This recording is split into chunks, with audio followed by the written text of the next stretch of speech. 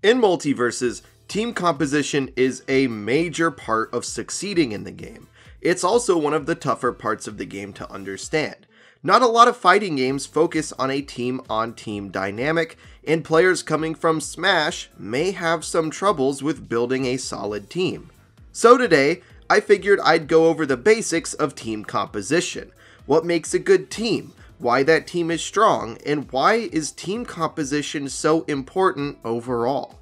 To start us off, let's take a step away from fighting games and look at a genre with a heavy focus on teamwork, MOBAs. In MOBAs, there are usually 3 lanes and a jungle for each person to watch over. For the purpose of this video, we're only going to go over the bottom lane, also known as the duo lane. The duo lane is generally a 2v2 lane where 2 players go to lane together. 2 classes in particular go to this lane, the carry and the support. Carries are an offensive class that's pretty vulnerable and weak early on, but late game they become the win condition. Their high late game damage to objectives in the enemy team is crucial for ending games. The class that accompanies the carry in this lane is the game's support class.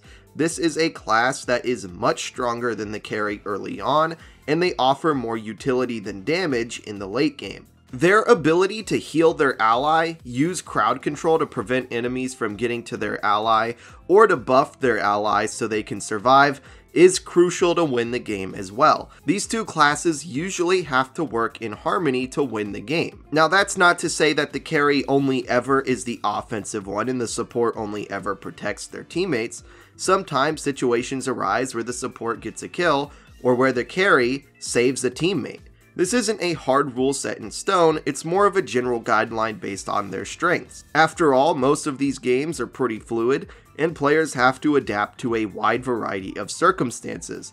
Still, generally in this duo lane, there's an offensive role and a defensive role, and the reason this works out is that their strengths and their weaknesses make up for, the other person's strengths and weaknesses. Now let's double back to MultiVersus. While there are plenty of differences between MultiVersus and MOBAs, they do share similarities when it comes to drafting teams. In my opinion, the strongest draft for a team in MultiVersus is to have a carry and an enabler. A carry would be the more offensive character that gets kills and damage more easily. The enabler is essentially a support, the more defensive character with loads of utility. Why not just call the role support? Well, MultiVersus has a lot of characters that can play the role that don't fall under the support class, and I don't want to confuse anybody. The best example of this is Wonder Woman, who won EVO while being piloted by Nakat. Actually, let's take a look at EVO. Here you can see the graphic for every single team that placed top 8 at EVO. Every last one of these teams were composed of a carry and an enabler. Even Rex and Kosalix count, since Kosalix was playing Velma for a vast majority of their tournament run. Let's take a closer look at their team actually. Velma and Bugs were the most popular team at EVO by a long shot, and it's for a good reason. Back at EVO, Bugs had incredible normals with little to no recovery, high damaging loops, and he could very easily chase you down to the blast zones to kill you. His biggest weakness was his weight and that he could also die pretty early. Velma could reduce the cooldowns on every single one of his special moves, including his rocket and the hull. She could also heal him, give him gray health, and weaken the enemy team to allow Bugs to kill even earlier. It doesn't take a rocket scientist to figure out why this team is so powerful. When Bugs Bunny has the hull up, he could threaten 2 areas of the stage at once, while also being extremely hard to chase down and kill. Velma allowed Bugs to do this much more often. There's a pretty dang good reason why Velma and Bugs was the most popular team at EVO, and it was even played by the second place team, Mirror Man and Rose J. Now let's take a look at the first place team. Nakat and Void piloted Wonder Woman and Tom and Jerry. Their strategy was to let Wonder Woman make space for Tom and Jerry so that Tom and Jerry could fling projectiles and do damage to their heart's content.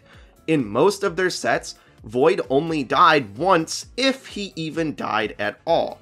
That's because Nakat was working hard to make sure that the aggro was on him, and he forced people into ignoring the cat and mouse. Whenever Void did get into trouble, Nakat could pull him away from danger with the lasso, give Void armor, or just go in and help get the heat off of his partner. It was incredibly effective, and they stomped their way to a 6-0 victory in Grand Finals. Let's look at the third place duo, Leviathan and Sinum. Leviathan played Raindog and Sinum played Batman.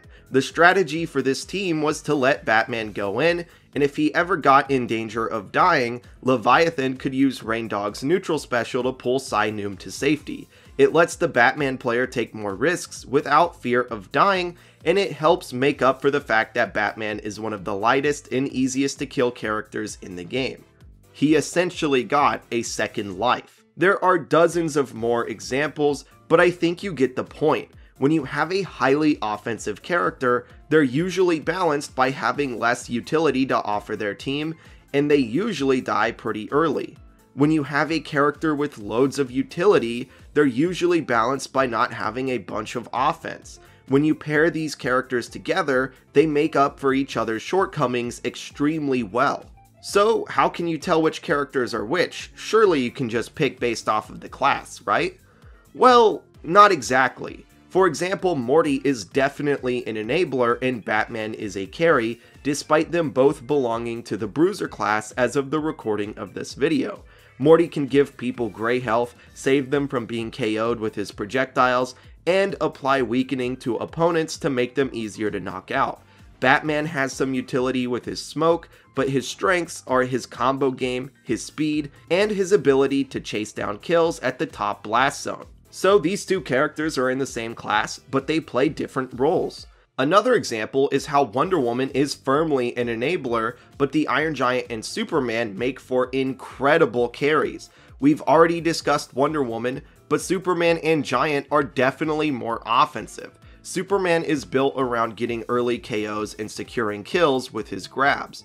Iron Giant is easily abused and comboed if he doesn't have someone to help combo break for him and to extend his survivability.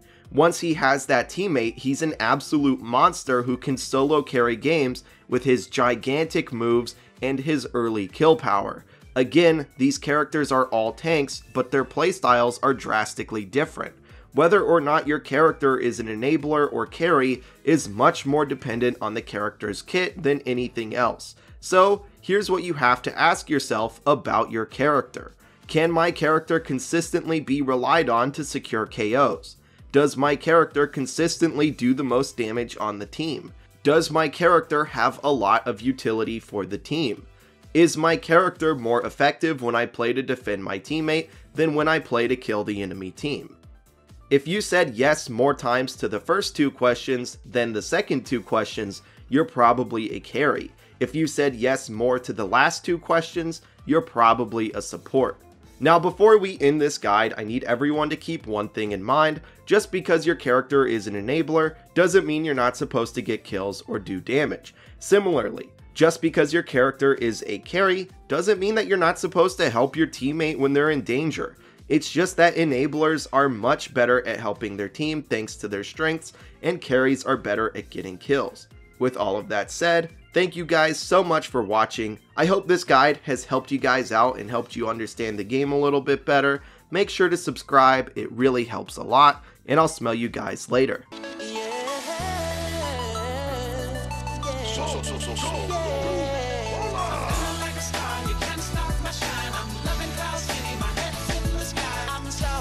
I'm hunting solo, I'm hunting solo, I'm hunting solo, solo.